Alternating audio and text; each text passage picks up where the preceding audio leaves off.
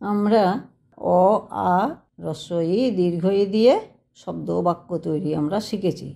আজকে হ্রস্ব উ দীর্ঘ উ হ্রস্ব ঋ দিয়ে আমরা শব্দ বাক্য তৈরি করব। হ্রস্ব উ দিয়ে উড়োজাহাজ, উড়োজাহাজ চলে উড়ে।